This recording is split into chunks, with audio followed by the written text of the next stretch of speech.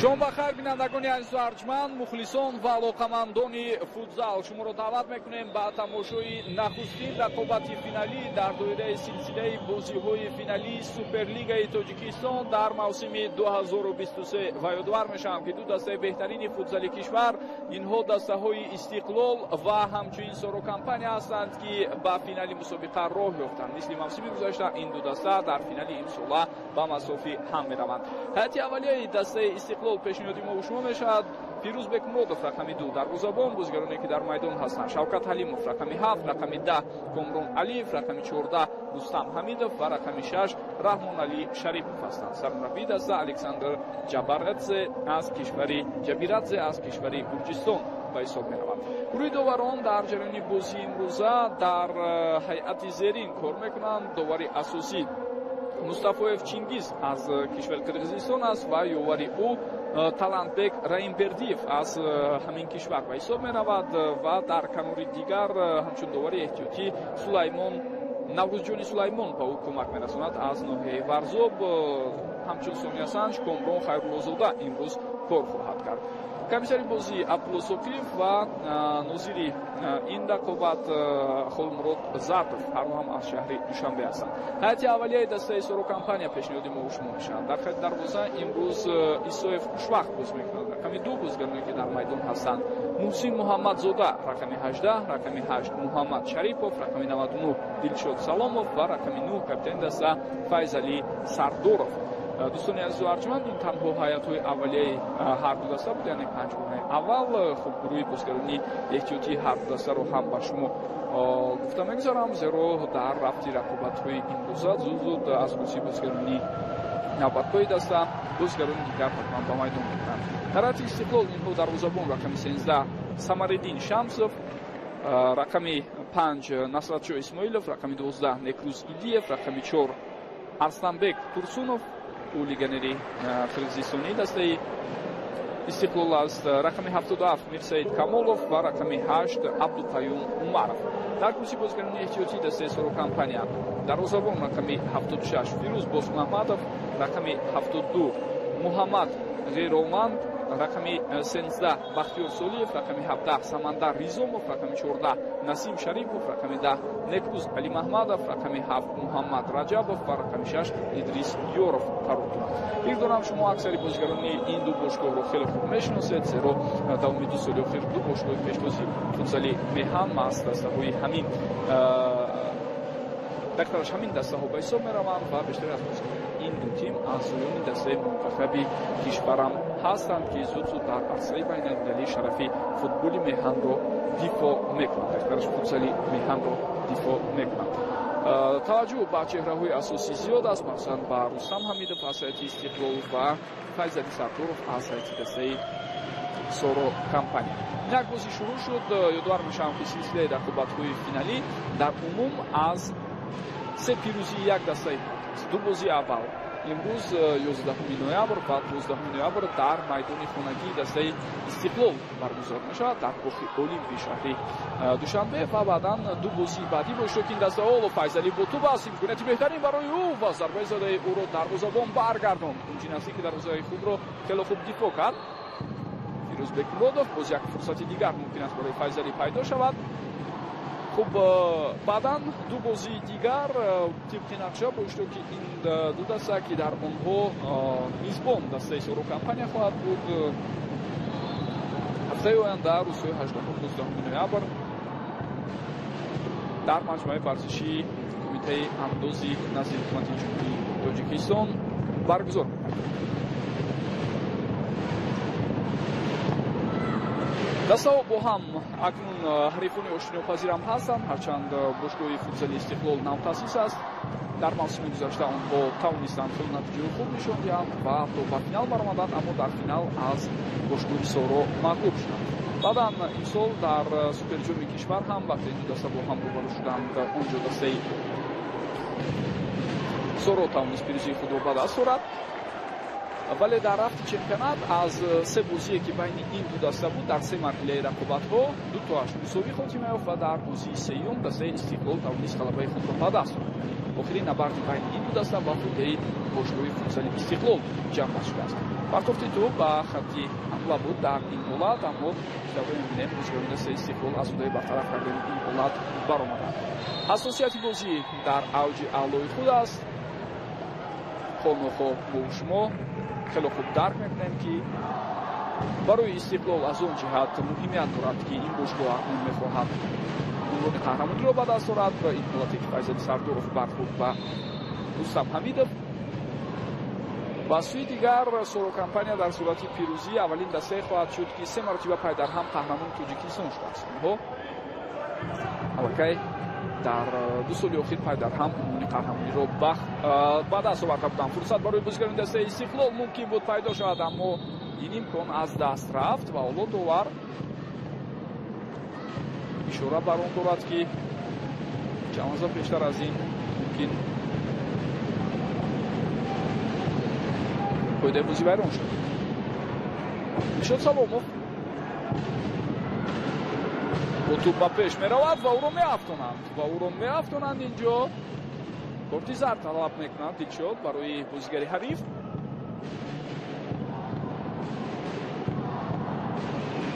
як бор дигар метавонед бубинед гузариши Дилшодро ва ӯро пешбо дода афтонид дар ин ҳолат Шавкат Ҳалимов. пеш аз Шавкат ҳамдастаи ӯ ҳам талош карда буд. онҷо агар хато накунам Абдулқаим Умаров ва баъдан Шавкат Ҳалимов. зарба рост иҷро мешавад, вале дарвозабон чӣ тавре мебинем боз ҳам ин зарбаро баргардонда истодааст. зарбаи кунҷӣ ба фоидаи дастаи Сорокомпания аст.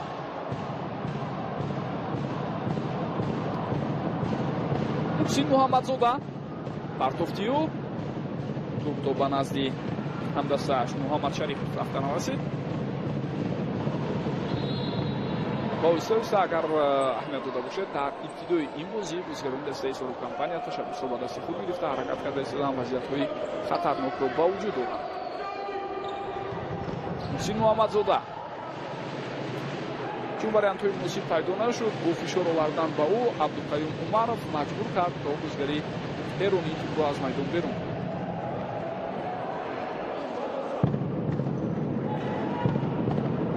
шояд аз нигоҳи бозигароне ки дар майдон ҳастанд бо дар назардошти таҷрибае ки бозигарони дастаи Сорокомпания доранд, метавон гуфт ки андаке бартарӣ дар он ҳост, вале дар хатти дарвоза Истиқлол дарвозабоне дорад ки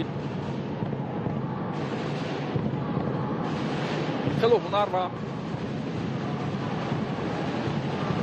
маҳорати баланд дорад. дар воқеъ бояд гузарем ки Фирӯзбек Муродов яке аз беҳтарин дарвозабонҳо дар футзали кишвар дониста мешавад. дарвозабони асосии тими миллии кишвар ҳам маҳз ӯ аст. вақти охир бидуни дарвозабони асосии худ бозӣ мекунад Сорокомпания. дарвозабони легионер буда аз кишвари Эрон дар танаффуси тобистона аз ҳайзи бошгоҳ рафтааст ва ҳоло ду дарвозабоне ки дорад ҳарду ҳам дарвозабонҳои нисбатан кам таҷриба аст. аз ин ҷиҳат албатта Истиқлол метавонад бо дар назар дошти имкониятҳое ки барояш пайдо мешавад самарадор истифода барад. як бор дигар ҳаракатҳои Комрон Алиевро метавонед бубинед ва баъдан зарбае ки музад каме баландтар иҷро шуд.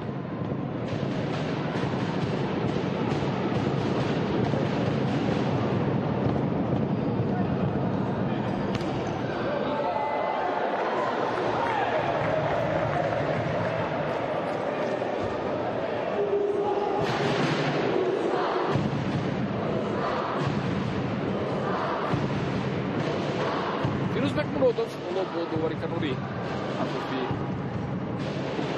кадом як ҳолате ки қаблан буд суҳбат мекунад ва боз бармегардад ба мавқеи худ.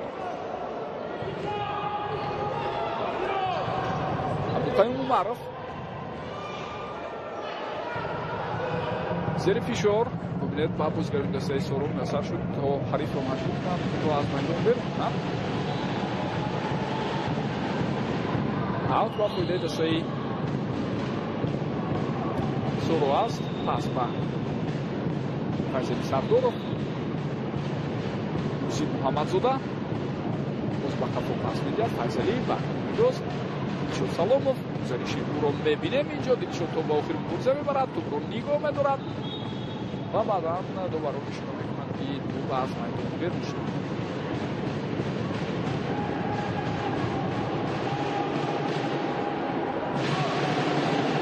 ва ин ҷо ҳолате ки бисёр ҳам хатарнок буд дӯстони гиромӣ. нед худи Файзали Сардоров қариб буд тӯбро ба дарвозааш равон кунад.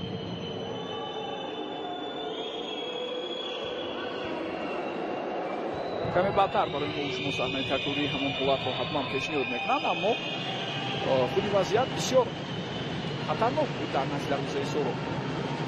бартофти тӯб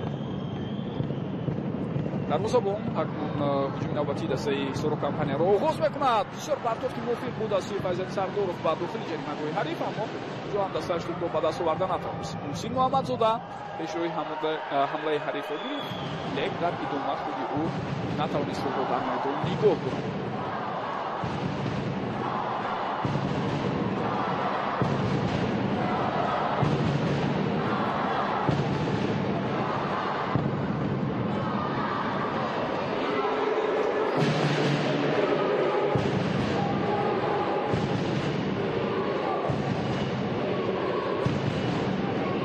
шавии баъзе аз бозигарон дар ҳайати ҳар ду даста зуд дида мешавад, аз ҷумла аз бозигарони эҳтиётии дастаи Соро ки дар ибтидои нақобат гуфтем қарор доштанд Некрӯз Али Маҳмадов. чанд за пештар аз ин вориди майдон шуд.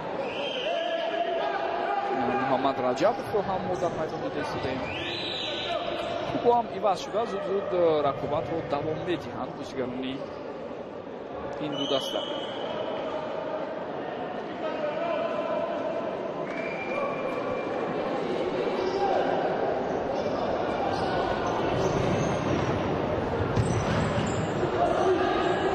Идрисёров то ба охир талош карда истодааст ва ба Идрис инҷо муяссар намешавад то тӯбро аз Комрон Алиев ситон.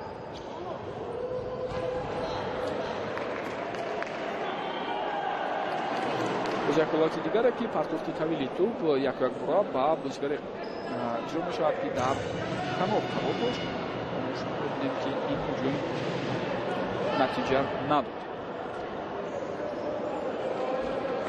Муҳаммад Гированд боз як легионери дигар ки аъзои дастаи Сорок компания аст, ҳоло дар майдон ҳунарнамоӣ дорад.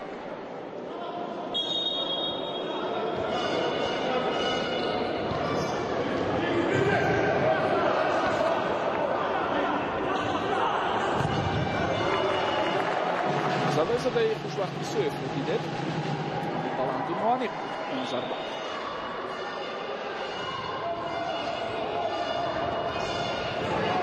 дар ибтидои рақобат чандин вазъиятҳои хатарнокро бо иштироки ҳар ду даста дидем, аммо баъдан андаке ҳассосият коҳиш ёфт. бояд гуфта гузарем ки ба ҳар ҳол дастаҳо кӯшиш мекунанд як нав эҳтиёткор ҳам бошанд дар майдон. зеро хоҳ-нохоҳ дар ниҳоят ин кор ғолиб муайян мешавад ва ҳеҷ кадом аз ин дастаҳо намехоҳанд дар бозии якуми худ ба шикаст мувоҷеҳ гарданд. Некрӯз Али Маҳмадов инҷо дувар ишора мекунад ки зидди қоидаи бозӣ вайрон нашуда буд ва баъдан зарбаи задаи Муҳаммад Геронвандро дидем ки бо расиш ба бозигари дастаи Истиқлол аз майдон берун шуд. ин ҳамон ҳолате ки бархурди Некрӯз Али Маҳмадов ва ҳамчунин Абдуқаюм Умаров буд.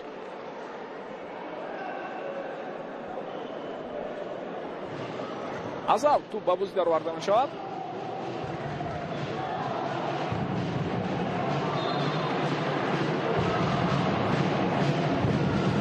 ва зарба бубинед ки чӣ гуна дар ин ҳолат мустақиман иҷро шуда истодааст сӯи дарвозаи Фирӯзбек Муродов. бисёр хатарнок ҳам буд ҳолати қаблӣ бо иҷрои футболбозии дастаи Сорок компания. шиддатнокии бозӣ аз нав меафзояд ва вазъиятҳои хатарнокро ҳам мо шумо оҳиста-оҳиста дида истодаем.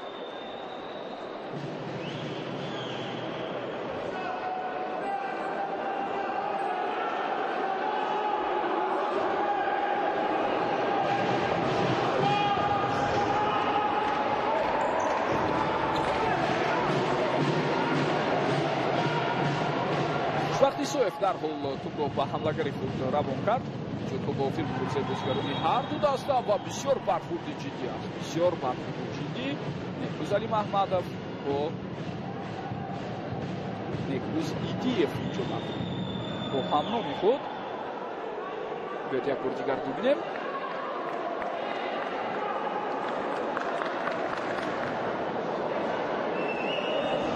корти Карти зард ба Некрuz Алимаҳмадов нишон дода мешавад.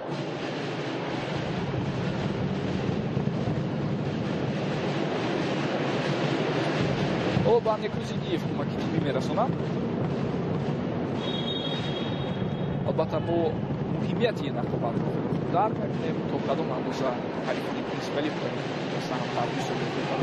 ошно аст, вале бояд як нав ҳол ҳадду ҳудуд бошад дар амалу ҳаракати бозигарони ҳар ду даста. ин варзиш аст, мо дар назар доштан принсипи муҳимтарини варзиши бояд рақобат сурат гирад.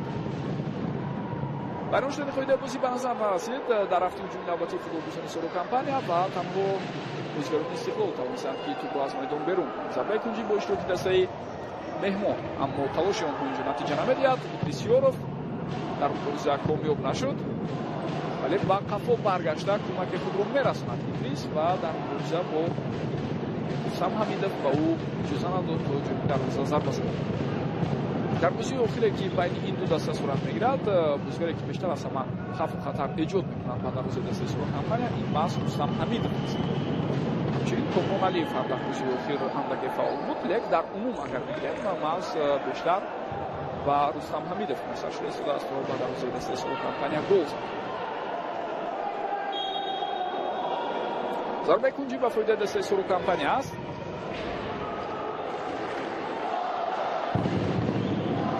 Out.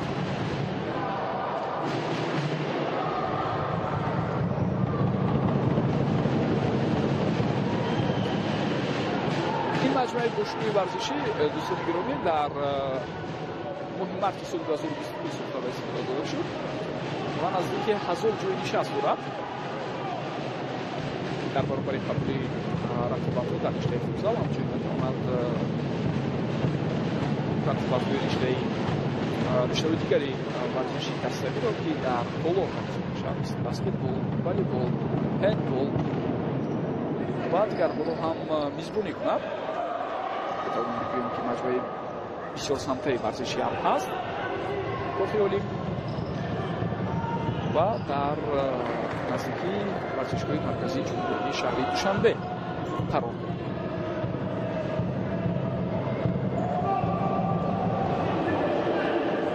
سه استقلال دوشنبه بازی خانگی خود را محض در همین جا دارد. در نظر باشگاه استقلال پرتافت توپ در مزبان اینجا از موقع خود برآمد، اما ممکن بود که موج دومی هجوم راه اندازی شود. بازیکن استقلال یک با کامران علیف اجازه داده نشد تا ضربه را اجرا کند در محضر.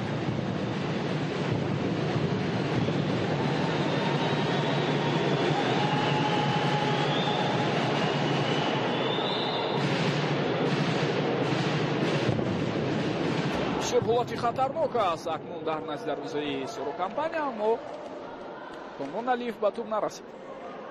یک بار دیگر میتوانید ببینید نصرتچی پاس میدهد به همدستش، پس شما یک پرتافت تیربار رو بعد از اینکه انجام دیدیم، اما کامران علیف در لحظه به توپ نرسید. فیروزبک مرادov هم گل پاس دادن اشتباه میکند و با همین توپ از میدان بیرون می‌رود.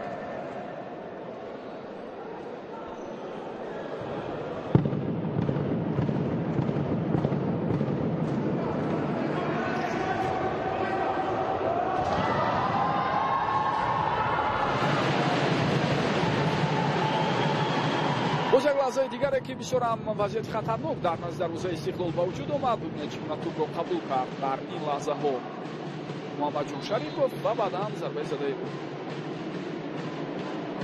همچنین از اینکه دروازه خود را به طور ضروری دفاع کردن میتواند. فیروزبک مرادov و هنگام شما در هفته گذشته روز الکی نه یک بار دو بار دیدید. بیشتر از محمد جان شریفov محض با کنجی نزدیک دروازه فیروزبک مرادov ضربه زده بود. فیضلی سرپور و اون ضربه هم بسیار خطرناک بود، اما فیروزبک مرادov آن را برطرف کرد. رخنه کردن دروازه فیروزبک مرادov بسیار و بسیار مشکل خواهد بود برای بازیگران دسته سرو کمپانیا. اما این بازی است، البته بسیار چیزها اتفاق افتادنش ممکن.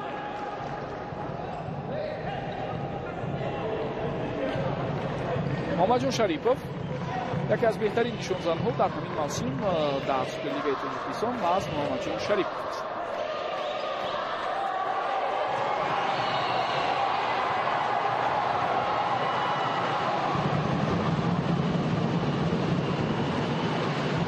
майдон берун баромад. Дастаи мазкур то баромадан ба финал ибтидо дар рақобати давраи нигоҳӣ иштирок карда буданд. Роман дӯстони азиз бояд гузорам ки тартиб баргузории рақобатҳо дар Суперлигаи Тобистон ин мавсим ба тавизаи ки дастаҳо дар се марҳила бо ҳам бозӣ карданд, дар 6 даста буданд. дастаҳои Истиқлол ва Соро ҷойҳои якуми дуюмро иштирок карданд ва дар се марҳилаи асосии рақобатҳо ва онҳо бевосита роҳ пайдо карданд ба даври нимниҳоӣ. ду дастаи дигар ки ҷойҳои сеюм чорумро гирифта буданд, инҳо дастаҳои Амонатбонк ва Истаравшан, онҳо ибтидо ба муқобили ду дастаи дигар бозӣ карданд ва баъдан роҳ пеш гирифтан ба даври нимниҳоӣ. Муҳаммад Шарипов пас медиҳад инҷо ба Файзали Сардоров ва довари Широз мекунад ки тӯб аз майдон берун шуд. Дар даври нимниҳоӣ ҳар ду ин дастаҳо дар ду бозӣ зуд ба мақсад расиданд, ба ҳадаф расиданд. Як бор дигар метавонем бибинед лаҳзаи аз майдон баромадани тӯбро.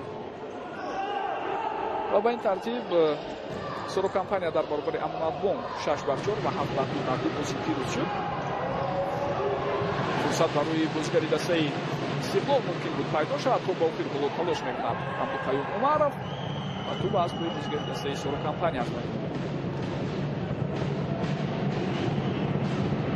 Истиқлол дар ду бозӣ бар муқобили Саравшан зафар 5-2 ва 9-3. силсилаи бозиҳои даври нимниҳоӣ аз ду пирӯзӣ як дастаи иборат буд.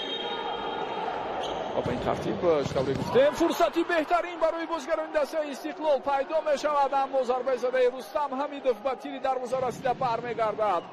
бисёр як таркибу рӯи зебо буд аз сӯи футболбозони дастаи Истиқлол. ёки Рустам Ҳамидовро дар канори рост бозигарони Соро фаромӯш карда буданд. бозигари аз ҳама хатарноки дастаи Истиқлолро Файзали Сардоров пас медиҳад, аммо паси якуми ӯ нагузашт ва баъдан пеши роҳи ӯро бозигари ҳариф Комрон Алиев гирифт.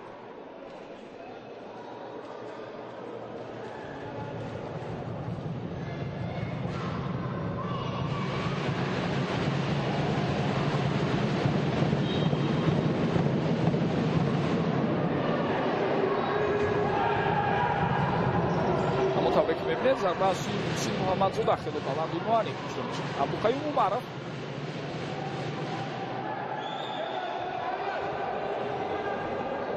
аут ба фоидаи Истиқлол аст.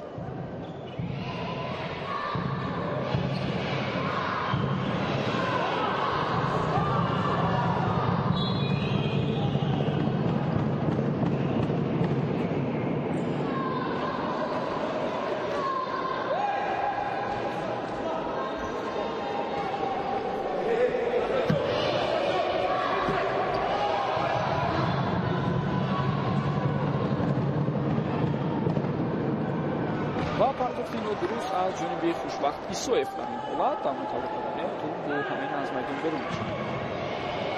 Асадшоҳ Исмоилов зери фишор қарор гирифт. Идрисиёров фаъолона ба ӯ фишор меовард ва баъдан тӯб аз майдон берун буд.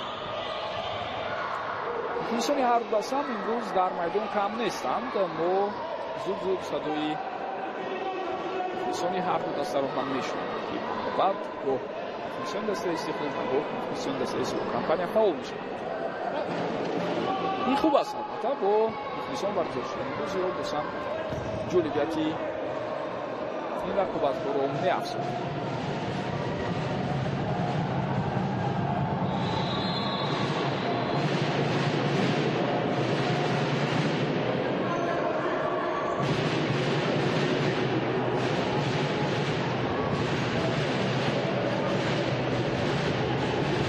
иштибоҳи бисёр дағал наздик буд ки дар ин лаҳзаҳо дида шавад аз сӯи Фирӯзбек Муродов. ана мегуна баъзан вақт дар як ниҷа задан мо шумо мебинем ки чӣ гуна ҳолатҳои хатарноке пайдо мешавад. бисёр босурат аст вақти рақобат дар умум дар футзал ва рӯйдодҳо низ зуд иттифоқ меёфтанд. довар инҷо ягон қоида вайронкунидро намебинад.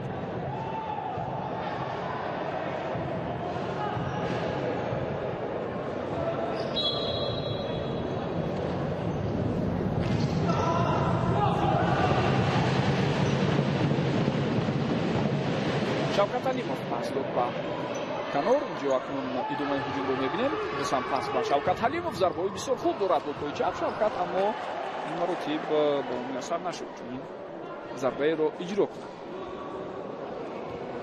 Самандар Изомов ҳоло дар майдон аст. бозигари рақами 17. партофти Турбасиду бо расиш ба бозигари дастаи Истиқлол аз майдон буд. дар умум агар ба эътибор бигирем имкони интихоби бозигарон барои сарбазии дастаи Сорокампания пайраводи бештар аст. зеро тим шоҳраи бозигаронеги шунанд бештар мебошад ва хор имкони ваз кардани чойгонаҳо дар назар гирифтаи бозигарони дар майдон ҳастанд ғайр аст дар забон вариантҳо зиёдтар аст барои Сорокампания, аммо ин надорад ки асад зиёд таъсири калон дошта бошад ба рафти бозӣ. бисёриста бозигарони дастаи Истиқлол ҳам ташаббуси тӯбдуриро ба ихтиёри худ мегиранд ва фурсат пайдо мешавад. инҷо бисёр вазъияти хатарнок аст дар назди дарвозаи дастаи Сорокампания, аммо ин имкониятро ҳамон тавре ки мо шумо мебинем истифода бурда наметавонад Насратшоҳ Исмоилов. истиқлолиҳо фаъол буданд ва ду ҳуҷуми хатарнокро маҳз бо иштироки онҳо дидем. яке зарбаи задаи Рустам Ҳамидов ки ба тири дарвоза расида баргашт ва дигаре фурсати беҳтарине ки Насратшоҳ Исмоилов истифода бурда натавонист.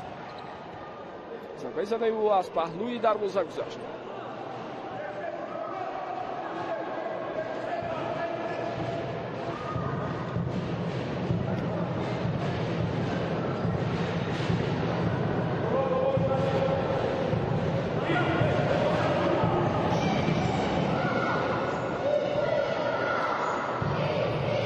довар акнун ҳоло хоҳиш карда истодаст аз бозигарони Сорок ки тӯбро вогузин надоранд. каме пои ҳарифро зер кард дар лаҳзаи қаблӣ Муҳаммад Гированд.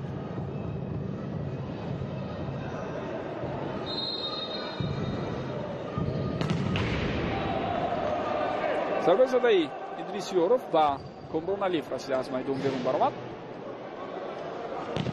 боз як зарбаи дигар ва ин маротиб баландтар.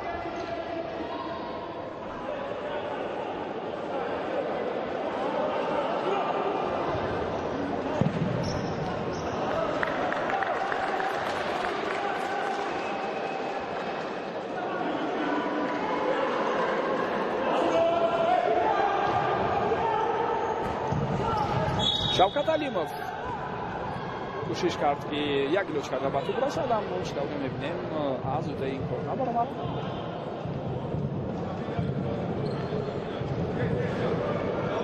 ва бозигарони дастаи Сорок ҳоло кӯшиш мекунанд то ҳуҷуми худро ташкил диҳанд. Муҳаммад Гированд меафтад, аммо фоида вайронкунӣ ва фурсати навбатии бисёр ҳам хуб барои бозигарони Истиқлол.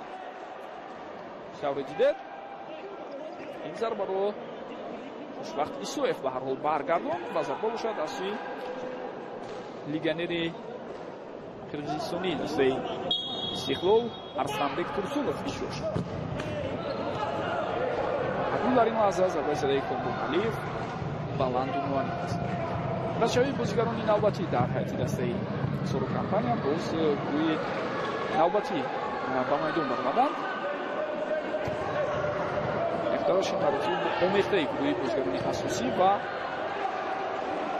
احتیاطی است.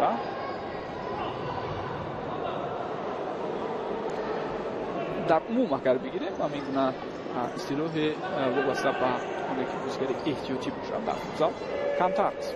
شاید ولی تمام در نظر داریم همون گروه بازیگران که امروز فرض کردیم در گروه اساسی پنجگانه اول جا گرفتند. فیضلی مساوی شد. با اشتباهی او را ببینید که چگونه بسیار دغل میتوانست باشد و با وقتی او بعداً خودی فوتبالبازان دسته‌ای استقلال باز نتوانستند از همان فرصت استفاده کنند. وقتی آخر همین خطاها از فیضلی دیده میشود. ما خیلی خوب میدونیم مهارت و لیاقت او را. بازم وقت خطاها زیر فشار قرار میگیرد. و کمبودی های و خطاها از سوی او هم دیده میشود. Shavkat Alimov. Zarba az sui Rahmonali Sharipov بود. به نتیجه و از فیضلی سردارov همونطور که می‌بینید توپ رو گرفت. محسن محمدزاده گزارش خوبی او پس می‌دهد به فیضلی. فیضلی باشد با همدستش بختیار سولیف، دلشد سلامov. پس او فیضلی با توپ باز با قفا برمیگرداند. اینجا اکنون ضربه زده محسن محمدزاده نتیجه ندارد. جوی فوتبالگوزان دسته سو رو به هر حال ادامه دارد و دوبار اکنون شما می‌تواند که از نزد دروازه بود توپ باز دارد. در حالت قبلی دورت دیدیم ضربه رو کوشش می‌کرد بختیار سولیف. اجرا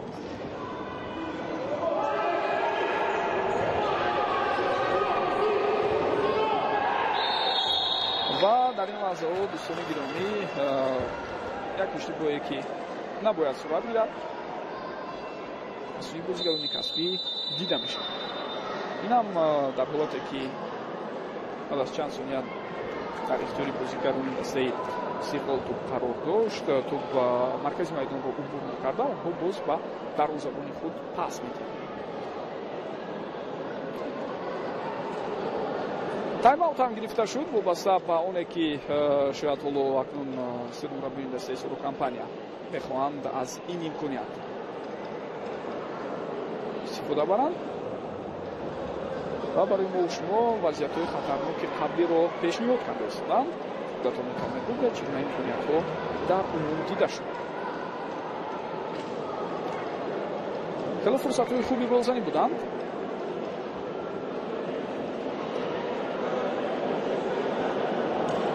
مثلا این امکانیتی که رستم حمیدов داشت و ضربه زده او با تیری دروازه رسیده برگشت. دروازه‌بان حریف خوشبختی صرف در عموم از دیگر یگان شانس نداشت اگر توپ کمی پس رفت. این هم ضربه زده Arslanbek Tursunov که بعداً خوشبختی صرف شده بود نوشمونده رسیده برطرف.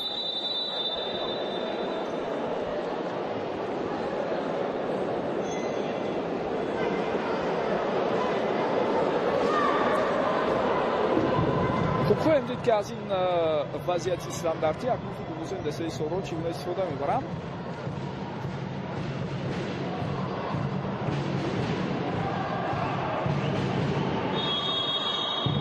وقتی بسیار مشکل است در نزد دروازه استقلال پس داده شد و چطوری ما و شما می‌بینیم ضربه زده محمد گیروندن برطرف میشه. یک بار دیگر توجه کنید به این حالت و رستم حمیدov پیشروی ضربه رو گرفت. فیضلی با توپ محسن محمدزاده فرصتی او و ضربه بسیار هم خطرناک از سوی محسن در این حالت. یک بار دیگر میتوانید ببینید اندر یک گپ بازی کردن او با بختیار سولیف و بعدا ضربه زدنش.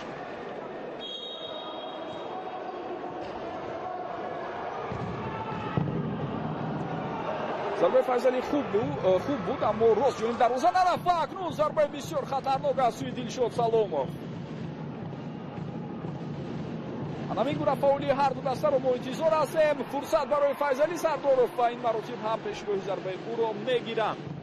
این دفعه اکنون نصرتشاه اسماعیلov برگرداند و بار دیگر ببینیم ضربه رو که چند لحظه پیشتر از این دلشد سلامov کاپیتان تیم ملی تاجیکستان اجرا کرد.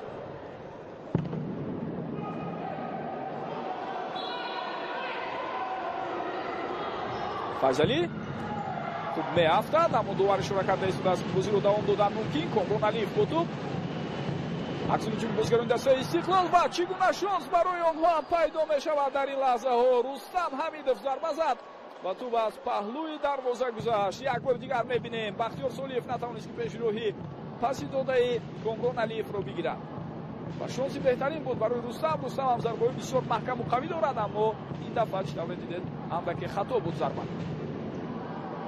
فشار در همین نقطه آغاز میشود از سوی بازیگران سرو کمپانیا. در نیمه میدان حریف توپ رو به خود برمیگردانند. فیضلی با توپ است و توپ آخر گوشه میبرد فیضلی اما توپ محض از پای او از میدان بیرون برآمد.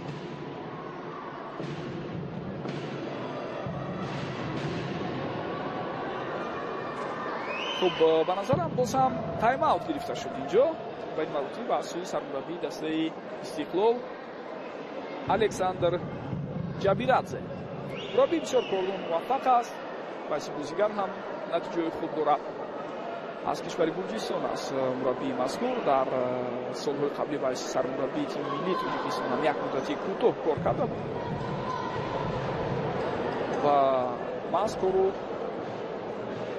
نقشه های او هستند در باشگاه فوتسالی استقلال که دستاوردهای این باشگاه خیلی وقت عوض شد و همین موسم در 3 مرحله عمومی رقابت‌ها باشگاه فوتسالی استقلال نظر به سرو کمپانی که حریف اساسیش به حساب می‌رود امتیازهای بیشتر جمع آورد و پیشرفت شد. اما چطوری به شما معلوم چمپیونی در سوپرلیگ فوتسالی کشورمان توسط سلسله بازی‌های فینالی معین می‌شود و دو دسته بهترین توسط هم می‌روند تا 3 پیروزی یکی از این دسته‌ها این سلسله ادامه می‌یابد. در هر کدام از این بازی‌ها حتما باید گلی معین شود. شد سلاموف ضربه او مربوطه آنقدر قوی نبود. فیروزبек مرودов و رستم حمیدов خواست بودم قدم موفق نشد. اینجا خیلی خوب عبدالقیوم عمرов توپ رو نگاه می‌دارد. ادامه هجوم بازیگران دسته استقلال اما این وضعیت برطرف شد. بختیار سالیف توپ رو از دست می‌دهد. پای در هم مبارزه بازیگران هر دو دسته گفت توپ رو از دست می‌دهند. گفت توپ رو سوی میشن و ادامه هجوم بازیگران استقلال. اینجا عکس هجومی سرو کمپانی رو می‌تواند ببیند. فرصت هست. ضربه و دروازه‌بان برمیگرداند. فیروزبек مرودов البته مهارتی ویژه دارد در برگرداندن چنین ضربه‌ها. اصلا ضربه‌هایی که زمین نوکی و نسبتاً پست جلوی دروازه او اجرا می‌شوند.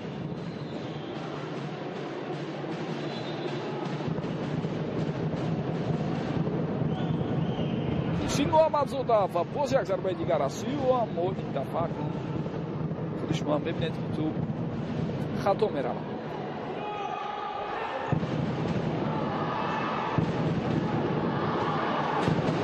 شد سلاموف هم و فایده دسته مهمان است.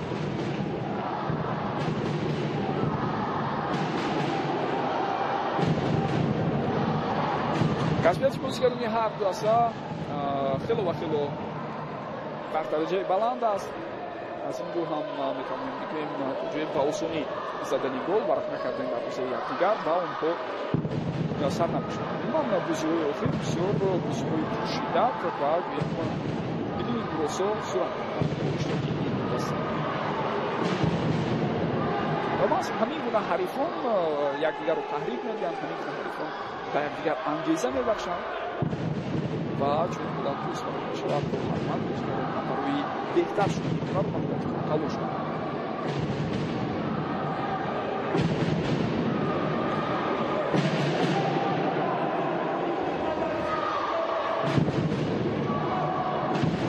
سلاموف پاس داد به محسن محمدزاده در میدان باز ماند اما بهتر بازیگران استقلال گذشت.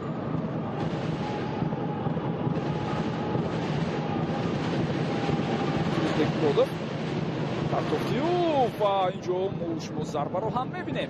شوکت حلیموف ضربه رو زد. یک بر پول نه اونقدر ضربه قوی بود. محمد شریف ادریسیوروف محمد نگاه می‌دارد و موقع بسیار هم خوب شده شد. اکنون پاسیوف ولی در این لحظه ها پیشروی دلشاد سلاموف رو نصرتشاه اسماعیلوف میگیرد.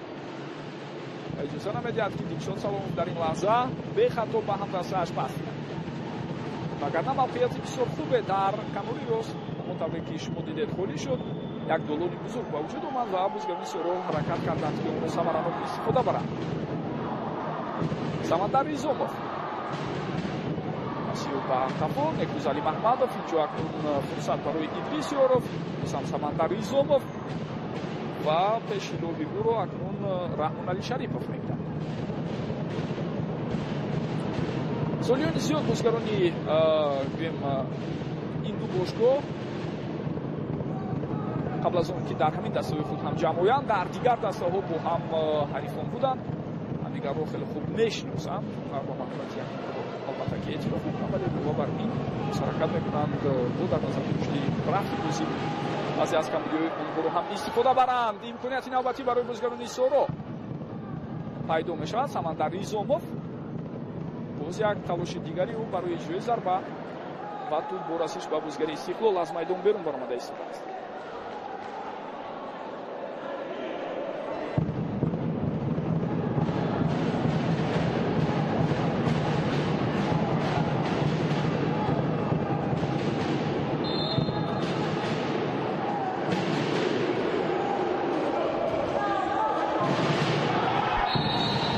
بسیار هم جدی اینجا اکنون از ایدریسیورف دیده میشد. اون میخواست البته ضربه بزند اما با بمبونالیف برخورد. یک گل دیگر میتواند بگیرد. همگاه تابلیتو کمی گویم اشتباه صورت و از خود دورتر رها کرد ایدریسیورف و هم البته رو خودتونی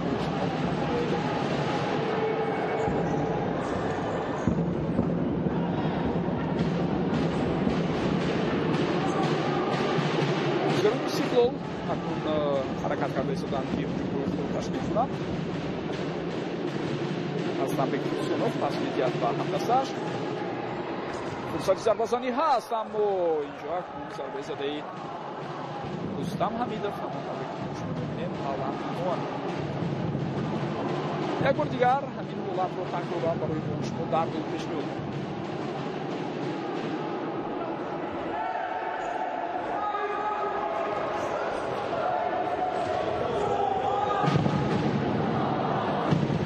محمد شریفов تلاش‌های او نتیجه نداد ولی خطای فیروزبек муродов баъдан худи ӯ онро ҷуброн мекунад.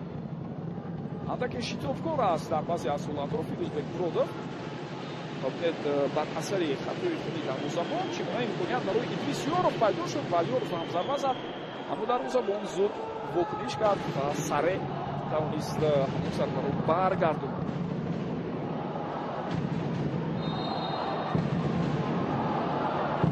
دقیقه آخرین شروع شد. هنوز در نیمه اول با وجودی توی خوبی گلزنی داشتن برای هر دو دستم با گل رو ندیدیم. هم جالب است که در سلسله بازی‌های فینالی موسم 2023 اولین گل رو کی بزند؟ اون بازیگر. و در طول سلسله رقابت‌ها تا چند بازی ادامه می‌یابد. البته حد نهایی آن تا 5 بازی بود. اگر بنابرای دستاورد دو توی پیروزی به دست آورد. ولی ممکن است در 3 بازی جمع دست شود. ممکن است در 4 بازی حساب 3 بر 0 ممکن 3 بر 1 ممکن است. حالت نوبتیه که برخورد بازیگران بود اما اونجا هم یگان گل و دولاران به اعتبار نمیگیرند.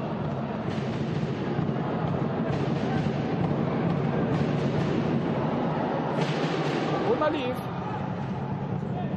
از جای خود بلند شد ولی بعدا با سمون افتید و معلوم میشود که سمی آخری گرفته شد همه جدی بود در همان لحظه.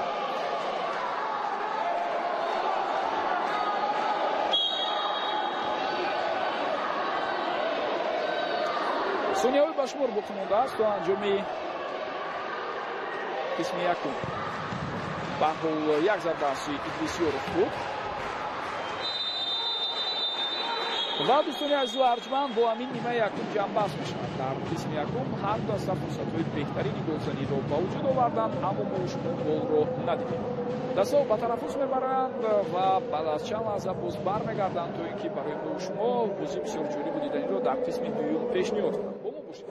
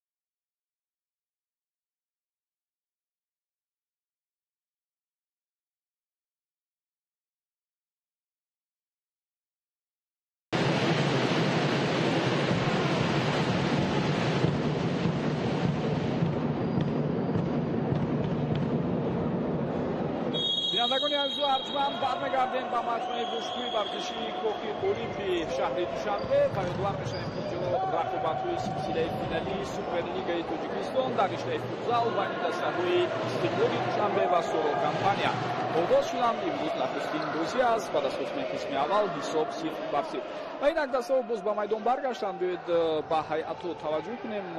از جمله در هیئت دسته استقلال اکنون در قسم دوم بازم دروازه‌بان فیروزبек муродов است.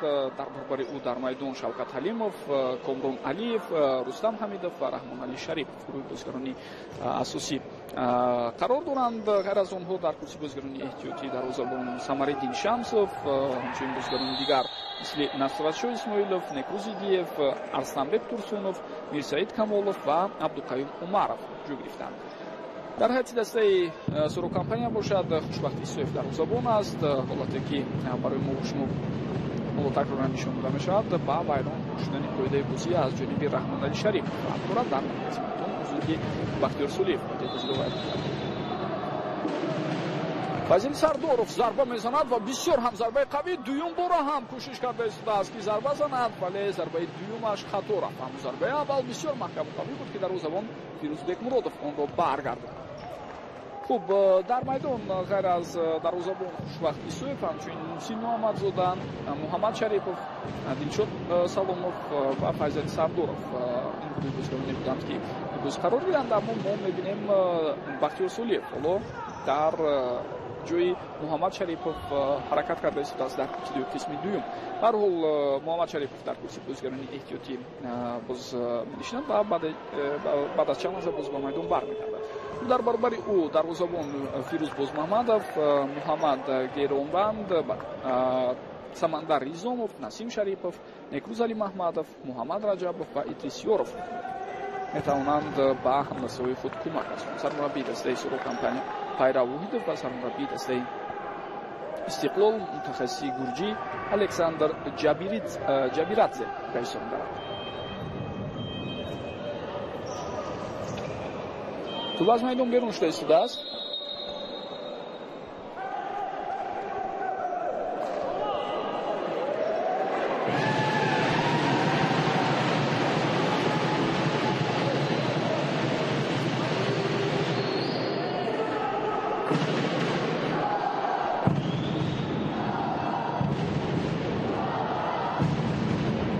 بکلاتی نوفهمو اینجا به نظر رسید. گروه داوران دوستان گرامی برای قضاوت سلسله بازی‌های فینالی از کشور قرقیزستان دعوت شدند. تحت راهبری چینگیز مصطفاев او امروز داوری اساسی است. خب با او талантбек раимбердиев کمک می‌رساند باز یک داور دیگر از کشور قرقیزستان و در برابر او دو داوری ما سلیمان наврӯзҷони سلیمان همچون داوری احتیاطی و سونیا سنج کامران خیرالله‌زاده کار کرده است. کمیسری بازی عبدالله ساقیف و نوزیری. این رقابت خولمراد زردov هر دو هم از شهر دوشنبه هستند. البته این اقدام یعنی به خاطر در سطح بسیار بلند و با شفافیت و با عدالت برگزار شدن بازی ها روی دست گرفته شد از سوی لیگای فوتزالی تاجیکستان. باید گفته بگذارم که سلسله بازی‌های فینالی رو بسیار خوب تشکیل کردند. در تنفس اگر فکر دارم به شما امکان نبود تا بعضی از لحظه رو ببینید. در تنفس یک نمره کنسرتی هم بود و البته در این گونه موردها با چنین اقدام‌ها باز هم میتوان برای بریده روحی مخلصان و برای شادمانی آنها اقدام‌های موثر رو البته روی دست گرفت. هر قدر بیشتر مخلصان جواب کردشان همانقدر بازی‌ها باز هم دیدنی و جالب صورت می‌گیرد. خب امروز برای تماشای بازی چطور می‌بینیم بعضی از فوتبالبازان، بعضی از مخلصان اشدی فوتبالی هم تشریف آوردند. آنها هم از نزدیک جریان بازی رو دیده ایستادند. بختیار سلیف خیلی خوب گذشت ولی بعدا از او توپ رو میگیرند. مخصوصا کامران علیев گرفت که ما شما دیدیم чӣ гуна хуб дифоъ карда тавонист дар ҳамон лаҳза. Аммо Бахтиёр Солиев дар маркази майдон як гузариши бисёр хубу ҷолибе дошт. Файзали Сардоров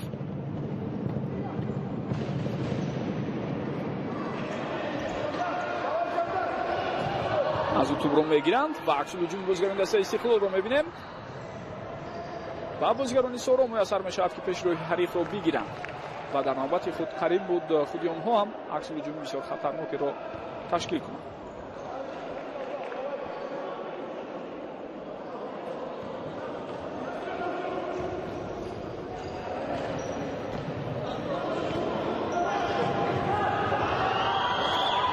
аз Файзали тӯбро гузаронид бозигари дастаи Истиқлол, аммо баъдан тӯб аз ихтиёраш берун шуд. идомаи ҳуҷуми бозигарони дастаи Сороро мебинем. албатта фурсат ҳам пайдо мешавад барои зарбазанӣ, лек Муҳсин Муҳаммадзода хело баланд зарбаро иҷро кард.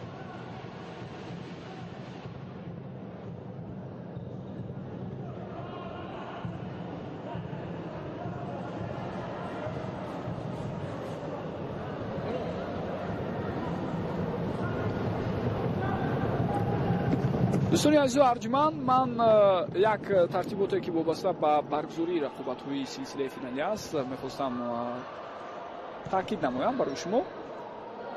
шитавре гуфтем то се пирӯзӣ яке аз дастаҳо силсилаи рақобатҳои финалӣ сурат мегирад, вале дар ҳар як бозие ки байни онҳо сурат мегирад ҳатман ғолиб бояд муайян шавад. агар дар вақти асосӣ ғолиб муайян нашуд, рафту бозӣ мусови хотима меёбад, пас мо шуморо экстра таймҳо ки иборат аз 5 дақиқаи ҳастанд интизорам ва рафту дар замони изофӣ ё ба истилоҳ ҳамон экстра таймҳо ҳам мо ғолибро муайян накунем, сипас силсила зарбаҳои пеналти таъин мешавад ва ба навбат се нафарӣ аз ҳар ду даста зарбаҳоро бояд иҷро кунам ва ҳатман дар силсила зарбаҳои пеналти баъдан то иштибоҳи яке аз дастаҳо рақобат идома меёбад. лек ғолиб ҳатман бояд муайян шавад. имрӯз мо шумо хоҳем дид ки дар ниҳояти кор яке аз ин ду даста пирӯзиро ба даст меорад, хоҳ дар вақти асосӣ бошад, хоҳ дар замони изофӣ ва ё хоҳ дар силсила зарбаҳои пеналти. аммо номи ғолиб бояд мушаххас шавад. Файзали Сардоров дар насли тӯб аст, пас медиҳад ба Муҳсин Муҳаммадзода ва инҷо акнун каме Бахтиёр Солиев тӯбро нигоҳ дошта натавонист. дар умум агар қисми аввалро бигирем, ҳар даста фурсатҳои беҳтарини голзанӣ доштанд, лекон имкониятҳо истифода бурда нашуд.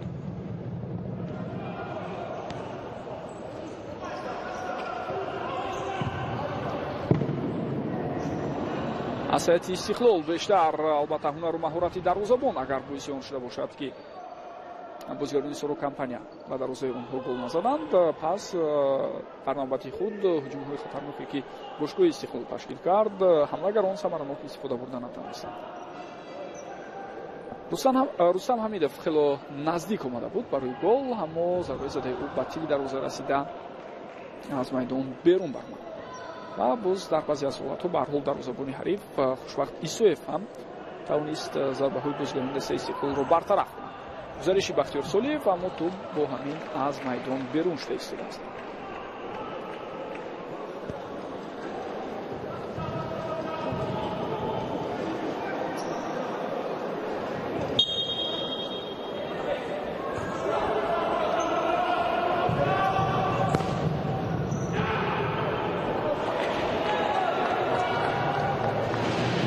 инҷо ба назарам мехост партофти тӯбро анҷом диҳад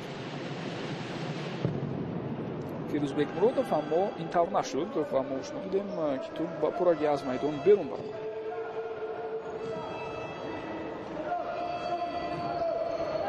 Идрисиёров тӯбро аз даст медиҳад ва баъдан дар идома ҳуҷуми бозигарони дастаи Соро ҳам қатъ шуд, зеро Дилфуз Али Маҳмадов чӣ тавре дидед тӯбро нигоҳ дошта натавонист.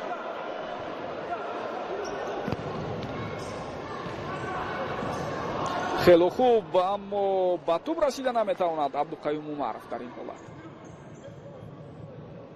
канори рост озод буд. Агар Абдуқаюм сари вақт ба тӯб мерасид, фурсати бисёр хубе барои ташкил кардани як ҳуҷуми хатарнок пайдо мешуд. Муҳаммад Гейронванд ба канори чап пас дод. Инҷо тӯбро бои бозигарони дастаи Истиқлол ва акнун як зарбаи хатарноке ки мо шумо мебинем. аз Идрис Ёров тӯбро мегирад Абдуқаюм Умаров ва баъдан зарба мезанад. дувари шура карда истодааст ки қоидаи бозӣ вайрон нашуда буд дар ин ҳолат. бо пои чап хело зарбаи хатарнок зад дар ҳамон лаҳза Абдуқаюм Умаров, вале чӣ тавре мо шумо дидем тӯб аз паҳлӯи дарвоза гузашт.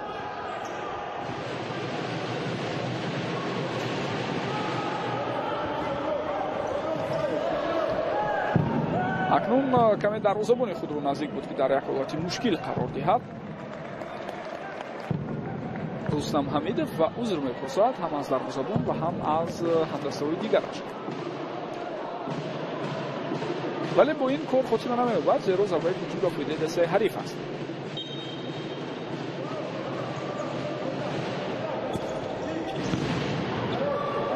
зарбаи задаи Идрис бошад, чӣ тавре мебинед хато меравад.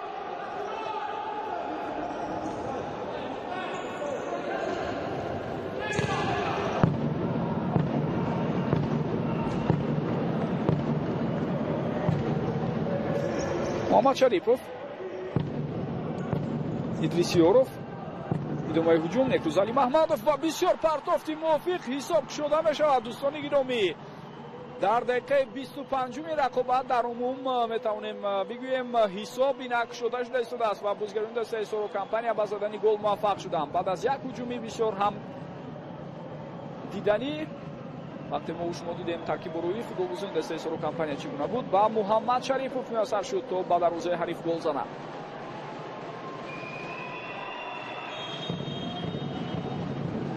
гурӯҳи мухлисони ашадии дастаи Соро компания ҳам ба таври зарурӣ аз ин муваффақияти дастаашон истиқбол мекунад. ва таваҷҷӯҳ кунед ки чӣ гуна Некрӯз Али Маҳмадов аз Насратшоҳ Исмоилов мегузарад. бале маҳз ҳамин ҳаракат муҳим буд. инҷо Некрӯз ҳарифро дар ғафлат гузошт. партофти ӯ ва пеши роҳи Муҳаммад Шариповро Абдуқаюм Умаров гирифта наметавонад. дарвоза холӣ монда буд ва дигар тӯбро ба дарвоза равон кард Муҳаммад Шарипов.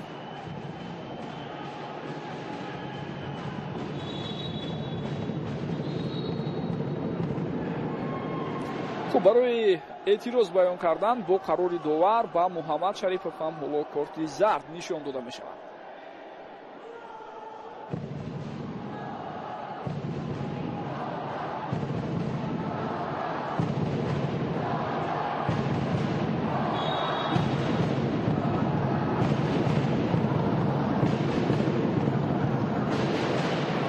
фирӯзбек муродов дар ин лаҳзаҳо акнун худи ӯ тӯбро нигоҳ дошта натавонист. фирӯз ба ҳамин гуна ҳуҷумҳо пайвастшавиаш айни муддао аст барои дастаи Истиқлол ва илова бар ин зарбаҳои бисёр маҳкаму қавӣ ҳам дорад, аммо ин маротиб чунин имконият пайдо нашуд ва тӯб ба ихтиёри бозигарони дастаи Истиқлол ҳоло мегузарад. Комрон Алиев на тӯбро акнун дар майдон нигоҳ дошта натавонист. Комрон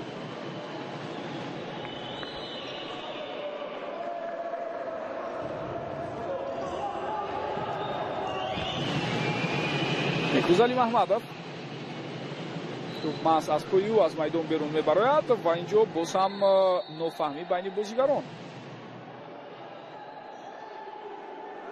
хуб, дар поёни қисми аввал ҳам ҳамон тавре ки мо дидем байни Некрӯз Али Маҳмадов ва яке аз бозигарони дастаи Истиқлол норозигӣ ба вуҷуд омад.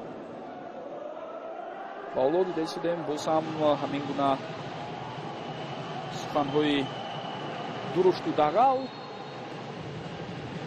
пеш аз ҳама аз он сар шудааст ки худи Абдуқаюм Умаров инҷо бибинед бо дастонаш каме ҳаракати зиёдатӣ дошт ва баъдан мо мешунавем ки чӣ гуна алфози қабеҳ истифода мешавад. ва фикр дорам доварон ҳам бояд дар ин замина бештар таваҷҷӯҳ кунанд. аз ибтидои гузориш мо такрор ба такрор ишора карда истодем ки ҳассосияти бозӣ дар авҷи аълои худ хоҳад буд. ҳаракатҳои навбатии бисёр ҳам хуби Некрӯз Али Маҳмадов ва бибинед ки чӣ гуна тӯбро тавонист аз байни пояҳои бозигари Истиқлол гузаронад ва боз як ҳуҷуми хатарноки дигар тавассути канори чап роҳандозӣ шуд.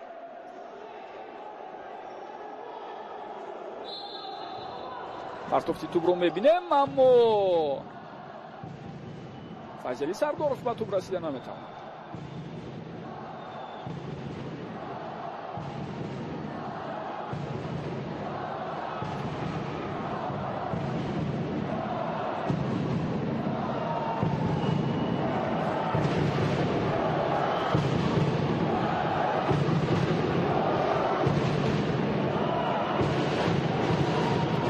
Шавкат Алимов ба дарвозабон пас дод. Фирӯзбек Муродов, бисёр гузариши хуби Абдуқаюм Умаров, аммо баъдан ба ӯ иҷоза дода намешавад то ҳуҷумро давом кунад. Бахтиёр Солиев буд ки тӯбро аз майдон берун кард.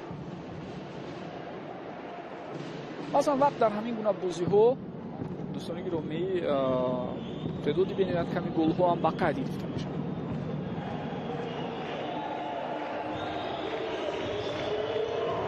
Комрон Алиев аммо паси додаи ӯ то ба Абдуқаюм Умаров нарафт. зарбаи куҷӣ ба фоидаи дастаи Истиқлол аст.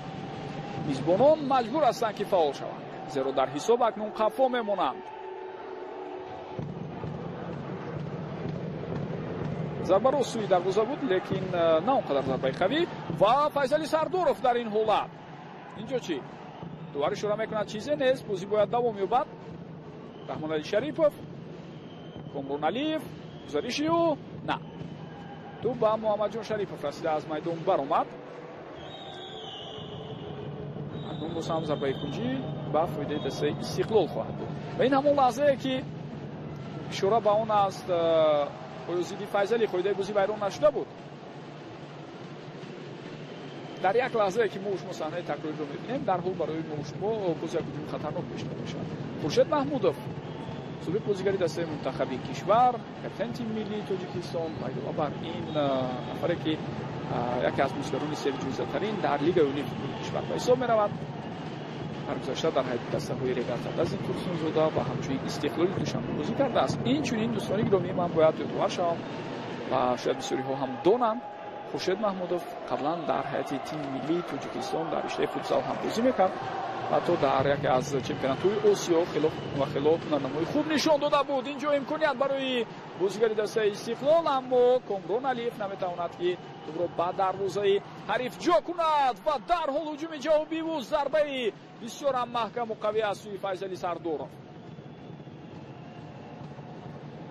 як бори дигар метавонед бубинед ин ҳолатеро ки акнун зарба аз сӯи Комрон Алиев буд ва дарвозабони ҳариф Хушбахт Исоев бартараф кард. дарҳол бозигарони меҳмон ба аксулҳуҷум рафтанд ва чунин як зарбаи хатарнокро мо бо иштироки Файзали Сардоров дидем.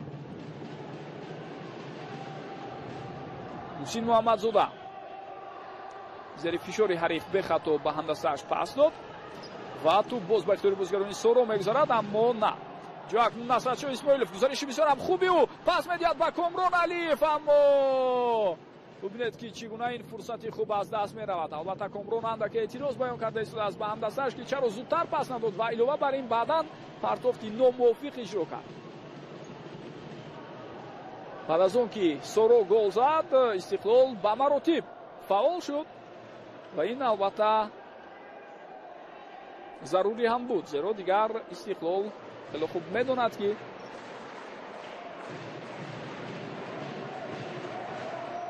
ин силсилаи бозиҳои финалӣ аст ва онҳо дар набардҳои охир зидди дастаи Соро компания таҷрибаи хело хуб касб карда буданд ва ҳатман барои босам нишон додани натиҷаҳои мусбии бармекунии ин бошгоҳ талош хоҳанд кард.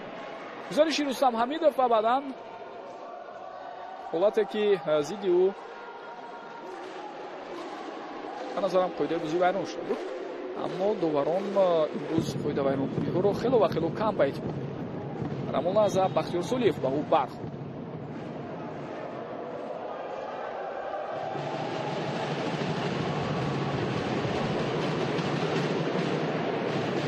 зарбаи кунҷии навбатӣ ба фоидаи дастаи Истиқлол аст.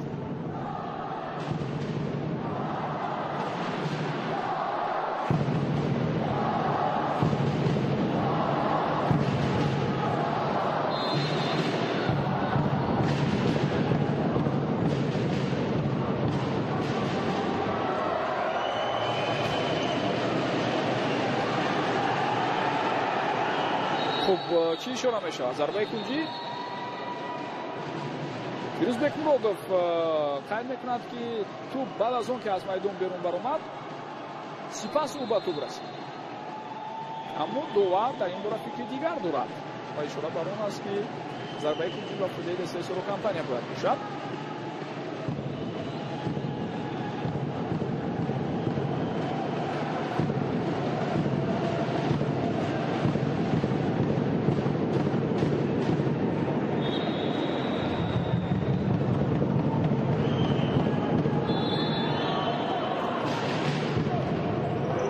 зарбаи задаи Дилшод Саломов, аммо чӣ давре мо шумо мебинем ин зарба баландтар меравад.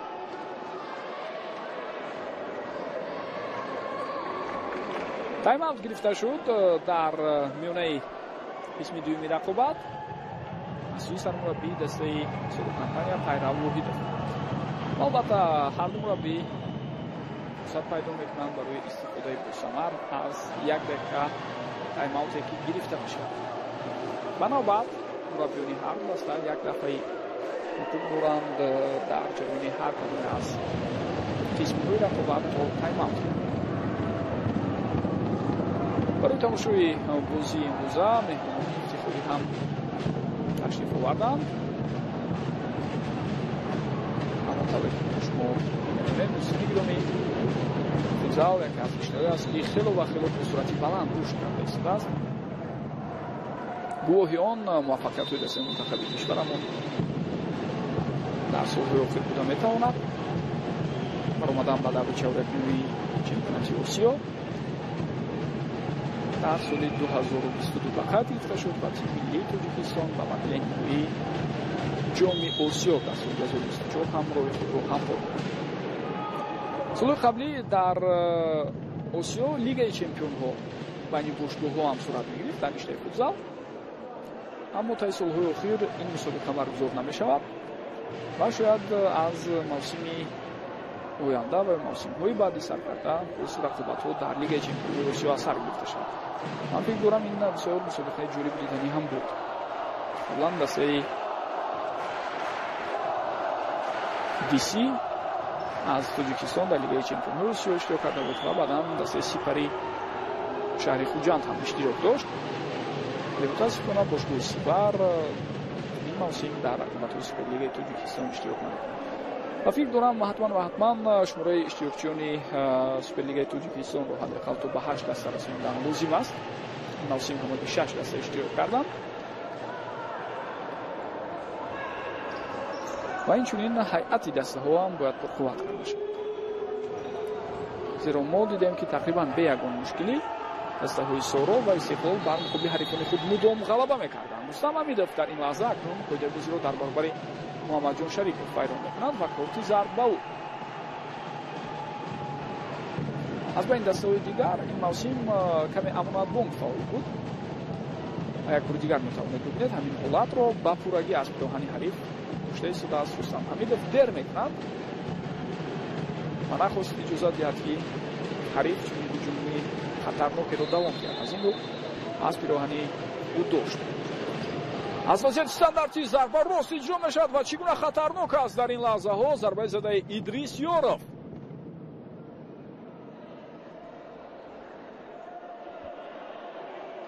як бори дигар метавонед бибинед дӯстони гиромӣ. бале бо пои худ баргардонд Фирӯзбек Муродов ҳамон зарбаро.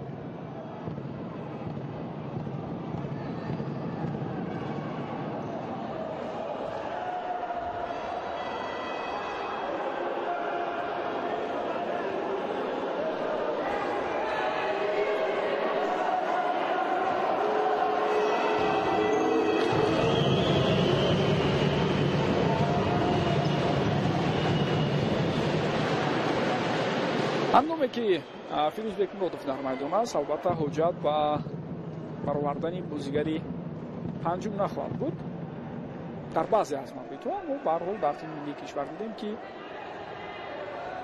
дар баъзе аз ҳолатҳо Пайрав Воҳидов вақте ба рақобатҳои ҷоми кафа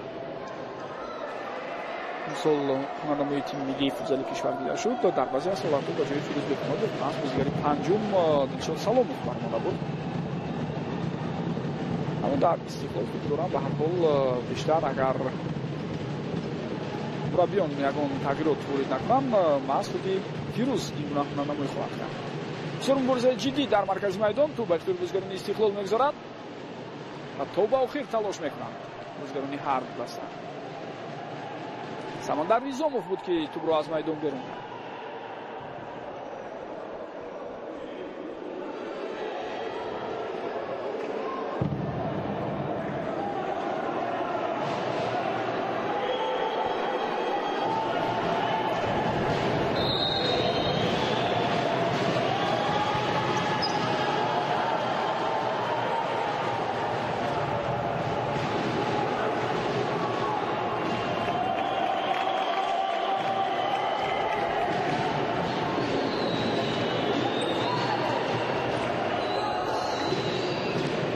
Комрон Алиев ба Мехрӯз Али Маҳмадов чӣ тавре дидед иҷоза надод ки ҳуҷумро давом диҳад.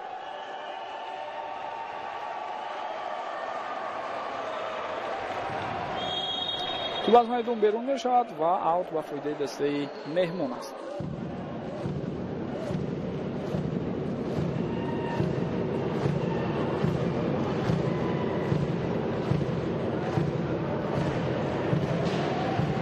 خیلی خوب اندر یکدیگر بازی میکنند بازیگران دسته سورو و همون طوری که ما شما دیدیم محمد شریفوف با همراه ادریسیوروف در آغاز باشتن حمله قبلی سهم گذاشتند. مهروز علی محمدوف باشد توپ را از اداره خود بیرون میکنند.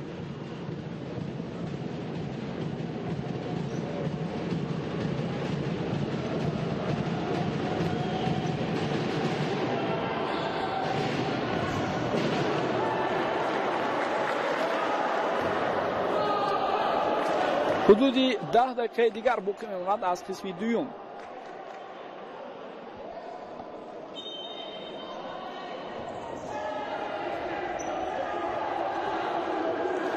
ادامه هجوم فوتبالگوشان دسته سورو کمپانیا را میبینیم و نه هجوم نوبتی هم نتیجه ندارد.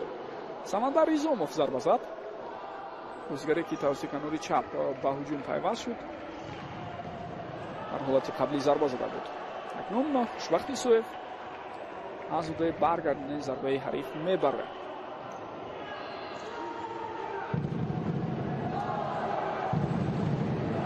طی دقیقه اخیر هجوم‌های تشکیل می‌کرده بازیگران دسته استقلال چندان خطرناک نیست. شاید اکنون کم بیش آنها نیست در راه اندازی حمله ها بودی خطر باشند و ضربه ها رو هم بسیار محکم و قوی جوری در روزهای حریف روان کنند. کامران علیف پاس میدهد لیک شوکت حلیموف اشتباه دیده پرتافتی ناموفق پایده بازی ویران شد. اکنون از سوی رستم حمیدوف ببینید این حالت رو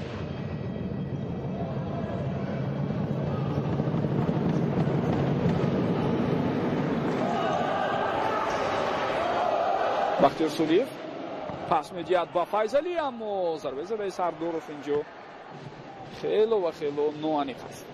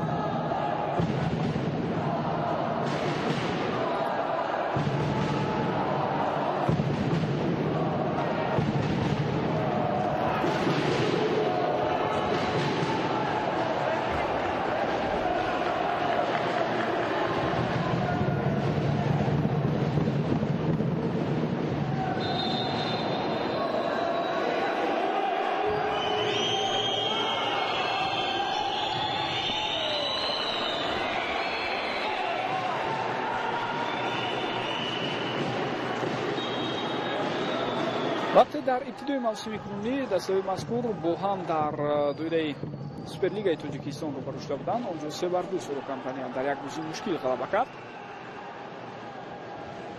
توپ در میدان باقی میماند. فیضلی اینجا پاس داده است با همدستش. با ضربه بسیار هم خطرناکی محسن محمدزاده در همون بازی سوروکامپانیا توانسته بود 3-2 استقلال را شکست دهد.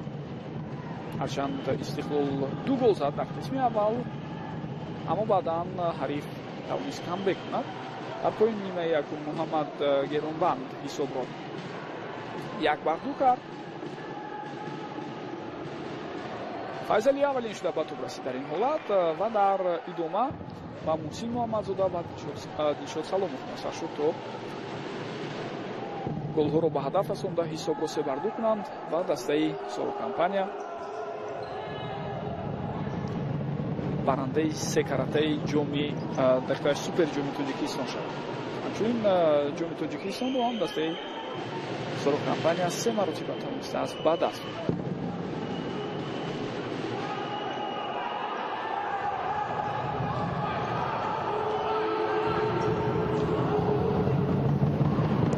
фурсат барои бозигарони истиқлол аст. инҷо имконияти беҳтарин ва ин фурсат аз даст меравад. рустам ҳамидов чӣ гуна шонси хубе дошт. таваҷҷӯҳ кунед ба ҳамин ҳолат. паси бисёр ҳам хуб аз ҷониби Шавкат Ҳалимов, аммо Рустам дар инҷо зарбаро хато зада истодааст.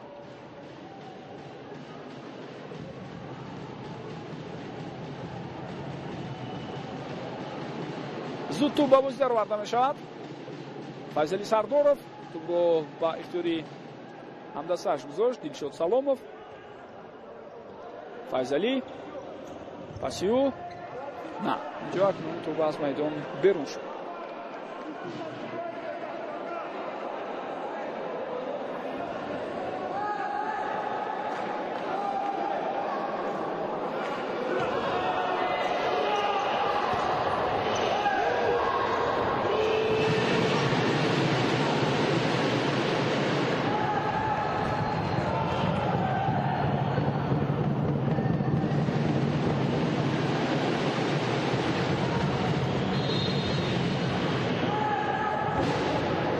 бисёр зарбаи хатарнок буд. як бора ҷониб дарвозаи ҳариф аз сӯи Шавкат Ҳалимов. акнун аксу ҳуҷуми бозигарони дастаи Сурокампанияро мебинем ва бисёр ҳам ҳолати мушкил буд дар ин лаҳзаҳо барои Бахтиёр Солиев. агар барвақттар пас сурат мегирифт аз сӯи Файзали Сардоров мумкин шонси зарбазанӣ пайдо мешуд барои Бахтиёр Солиев, аммо дар ҳолати баъдӣ чӣ тавре мо дидем партофти тӯб бозбар мешавад то тӯб аз майдон берун барояд.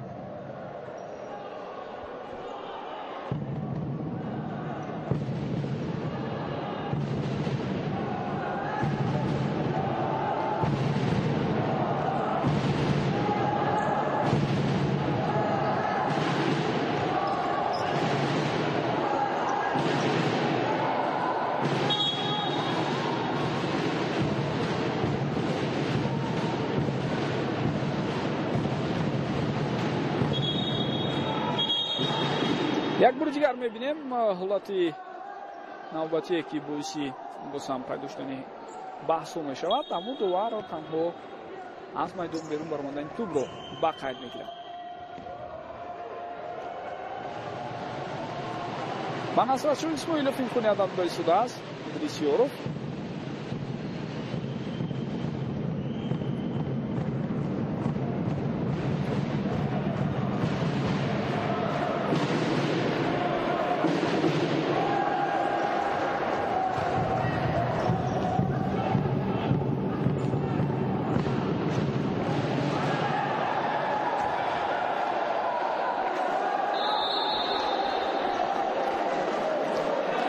ишора ба он аст ки мумкин бар муқобили дарвозабони дастаи Сурокампания каме қоидаи бозигарон шуда бошад. як бор дигар биёед бибинем. Комрон Алиев воқеан ба ӯ бархӯрд.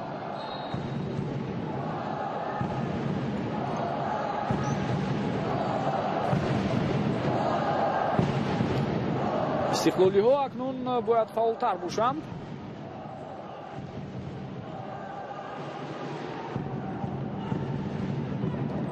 0 рафт, вақт барои онҳо хело ва хело кам боқӣ монда истодааст.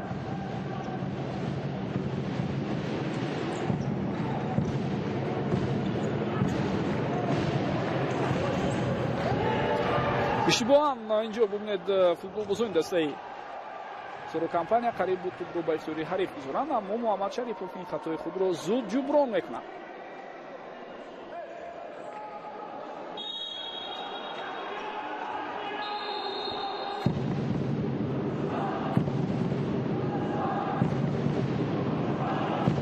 хуб ба ҳар ҳол бозигари панҷум ба майдон ворид шуд. дӯстони гиромӣ, ба ин тартиб дарвозабонро мегиранд. фирӯзбек муродов акнун як муддат дар курсии бозигарони навбатпой хоҳад буд ва ба гумонам Шавкат Ҳалимов ҳоло бо ба бар кардани пироҳани дарвозабон рақобатро давом медиҳад. дар чунин тартиб гӯем имкониятҳо бештар пайдо мешаванд барои рахна кардани дарвозаи ҳариф.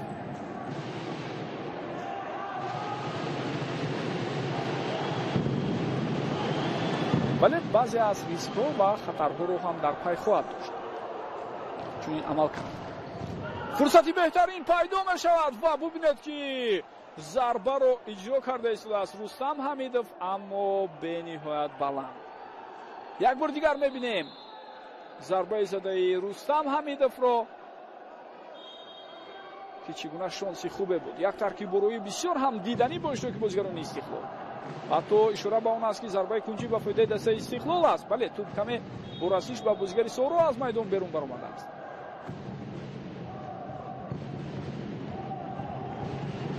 ҳанӯзам бо 5 бозигар рақобатро давом медиҳанд ва дар рафти ҳуҷуми ҳариф ҳатман бозигари панҷум ҷои худро ба дарвозабон медиҳад.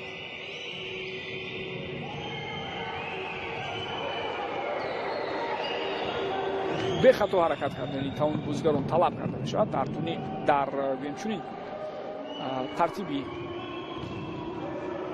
ҳунарнамои бозигарон. Шавкат Ҳалимов пасиу фурсат пайдо нашуда истодааст. боз ҳам Идрис Ёров буд ки пеши роҳи Абдуқаюм, пеши роҳи партофти Абдуқаюм Умаровро гирифт. Раҳмоналӣ Шарипов, Рустам Ҳамидов, Раҳмоналӣ Шарипов хато мекунанд инҷо ва бубинед ки болотар сухан атрофи ҳамин гуна иштибоҳҳо буд. Самандар Ризомов дар ҳолати қаблӣ зуд зарба зад, аммо шумо дидем ки ҳамон зарба чӣ гуна хато буд. Комрон Алиев дар ин ҳолат акнун тӯбро нигоҳ дошта наметавонад. Идрис пасиу ба Файзалӣ, капитани даста тӯбро нигоҳ медорад. зери фишор маҷбур шуд ба қафо пас диҳад. ҳуҷуми бозигарони дастаи Сорокампания идома меёбад. то ба охир инҷо мубориза сурат гирифта истодааст ва Самандар Ризомов ҳаракат кард ки ба ҳамдастояш тӯбро пас диҳад. хуб дар ин лаҳзаҳо маълум мешавад боз тайм-аут гирифтанд. ба ин маротиб Александр Ҷабирадзе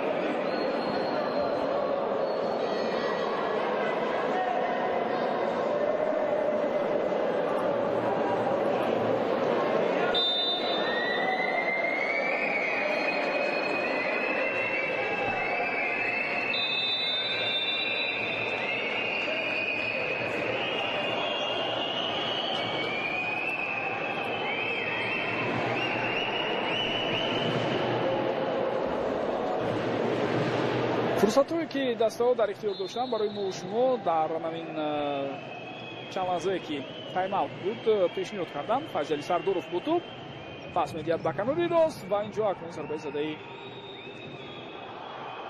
Самандар Ризомов он қадар хатарнок нест ва доварон чӣ қарор мебаронанд дар ин ҳолат. бархурди бисёр ҳам ҷиддӣ. дарвозабон хушвақти Соев ишора карда истодааст ки осеб гирифт.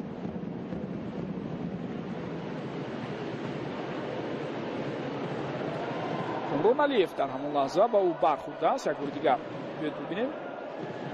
ба тӯб расида натавонист Идрисёров. бо дарвозабон 1-1 баромад, аммо пешидоҳи ӯро Самандар Ризомов мегирад ва баъдан андаке бо дарвозабони ҳариф ҳам бармехӯрад Комрон Алиев. ва ин ҳамон ҳолате аст ки мо шумо такроран мебинем, чӣ гуна Идрис талош кард, аммо ба тӯб нарасид.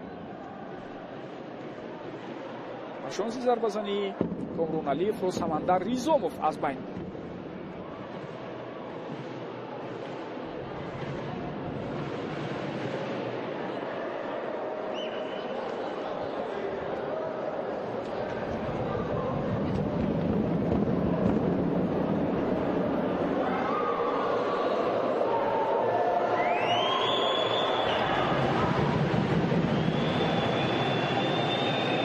аз ҷои худ боло мешавад хушбахти Соев ва акнун ба ҷои ӯ Фирӯз Бозмамадов мебарад.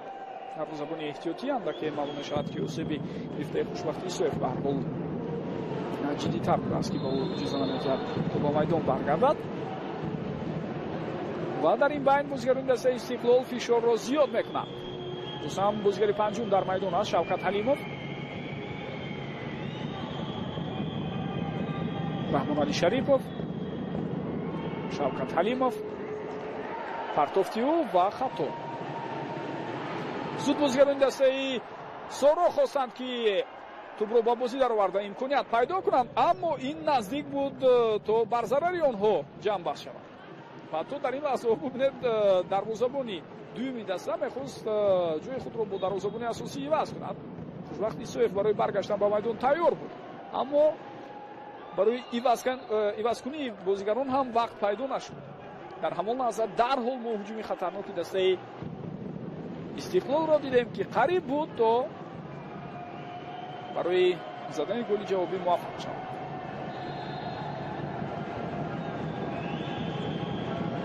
то рафт гӯем фаули мухлисони дастаи Соро компания бештар мешавад, аммо оло ин поёни кор шояд набошад. дӯстони гиром, мо хело хуб медонем ки дар футзал дар як они воҳид бисёр чиз метавонад иваз шавад.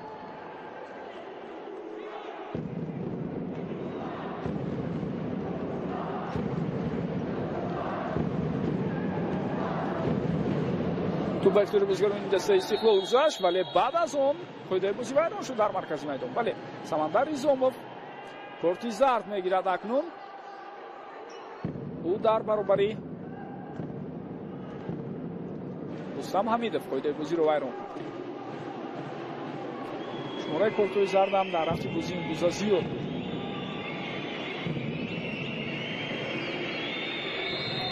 як ним дақиқаи дигар вақт боқӣ мемонад барои Истиқлол то ин ки худро аз бохт наҷот диҳад. дар се бозии охир бар муқобили Соро боре ҳам Истиқлол дучори бохт нашуд. 2 мусовӣ ва 1 ғалаба. инам дар се бозие ки ин мавсим дар рақобатҳои се марҳилаи Суперлигаи Тоҷикистон дида шуд.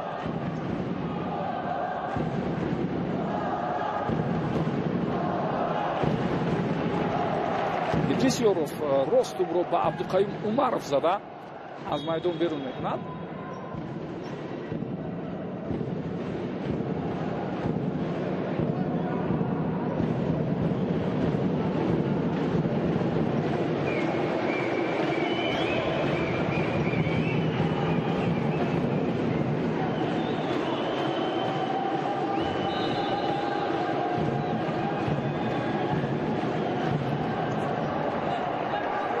зери фишори ҳариф қарор доштанд бозигарони Истиқлол, аммо бо вуҷуди ин тавонистанд боз як ҳамлаи дигари бисёр хуберо ташкил кунанд. тавассути канори чап мо гузариши Комрон Алиевро дидем.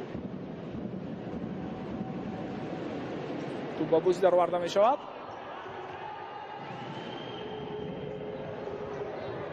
ва бубинед чӣ гуна бархӯрдҳо зиёд ҳастанд. Файзали Сардоров тӯбро мегирад. пас ю ба Бахтиёр Солиев, аммо Солиев сари вақт боз тӯбро ба ҳамдастааш баргардонда натавонист. мубориза идома дорад. бозигарони Истиқлол тӯбро соҳиб шуданд, вале на Идрис Ёров мебинед чӣ гуна ҳаракат мекунад.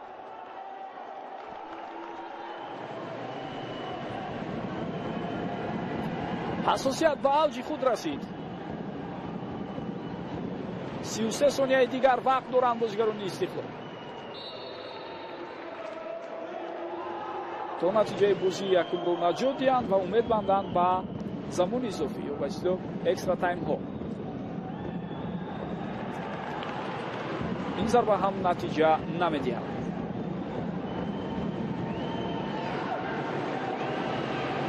дигар ҳоҷат ба ворид кардани дарвозабони асосӣ нест.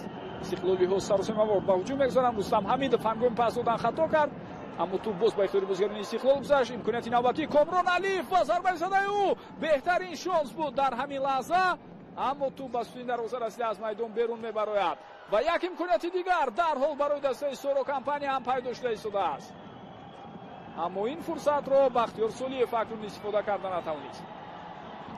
хуб дӯстони гиромӣ, аз рӯи он маълумоте ки ҳоло барои мо шумо пешниҳод мешавад, ҳамагӣ 1 сония боқӣ мондааст. дарҳол тӯб ба хатти ҳуҷум партоф карда мешавад ва дарвозабони дастаи Соро Компания ин ҳолатро бартараф кард. бо ҳамин бозии якуми силсилаи рақобатҳои финалии Суперлигаи Тоҷикистон дар мавсими 2023 расман ҷамъбаст шуд.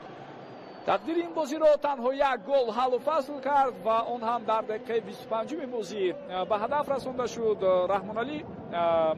Муҳаммад Шарипов аз ҳайати дастаи Соро Компания тавонист ки гол зананд бо партофти Некрӯз Али Маҳмадов ва бо ҳамин дидори якум ба суди дастаи Соро Компания ҷамъбаст мешавад. пагоҳ дар ҳамин майдон ва дар ҳамин вақту соат бозии дуюм сурат мегирад ва умедвор ҳастам дӯстони гиромӣ он бозиро низ пайгирӣ хоҳед кард. ҷараёни ин бозиро барои шумо ман Парвизи Маҳмадамини шаҳрро тавзеҳ додам. то дидорҳои дигар сиҳатманду муваффақ бошед. хайр.